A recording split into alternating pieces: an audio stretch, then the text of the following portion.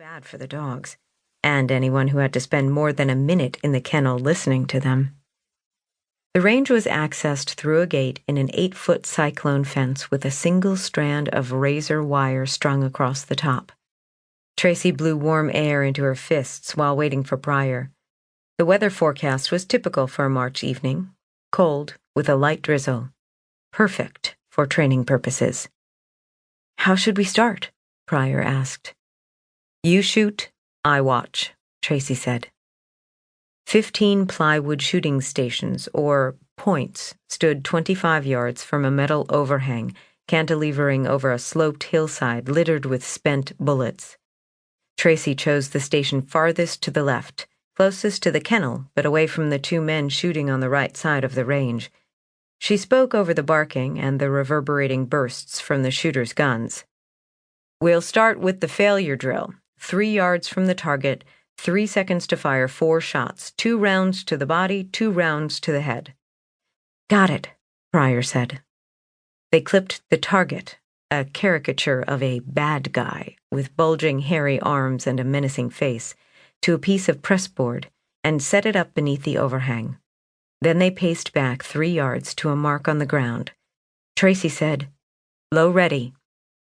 Pryor unholstered her Glock, pointed the barrel at the ground, and assumed a blade stance, legs shoulder-width apart, left foot slightly forward of the right.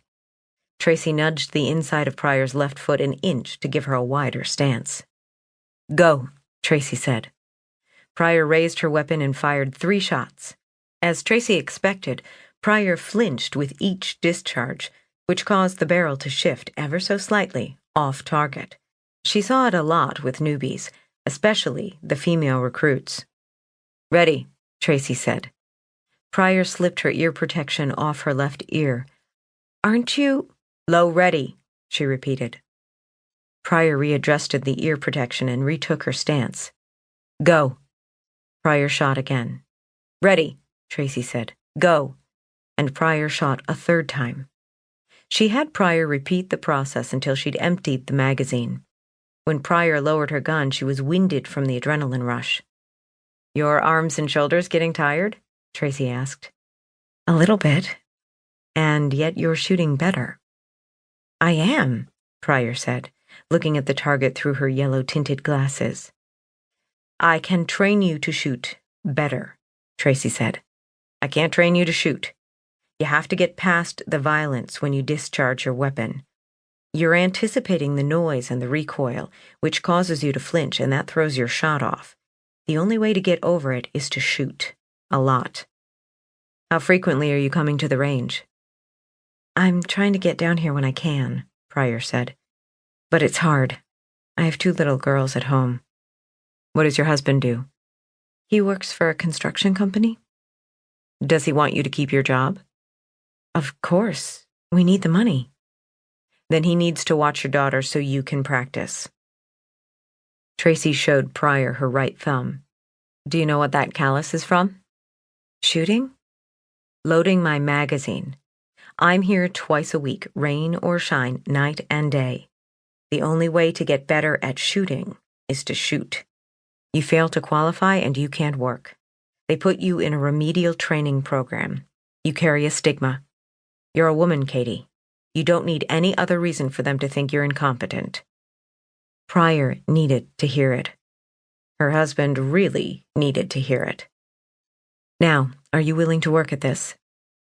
Pryor pulled out her cell phone from the back pocket of her jeans. "Let me call home." As Pryor stepped away to make the call, Tracy started to reload her magazine. One of the men who'd been shooting at the opposite end of the range approached. "You ladies come down to take out some pent-up female aggression?" Johnny Nolasco was captain of the violent crime section, Tracy's boss. He was also an ass. "Just doing a little shooting, Captain." "Qualifying test coming up," Nolasco said.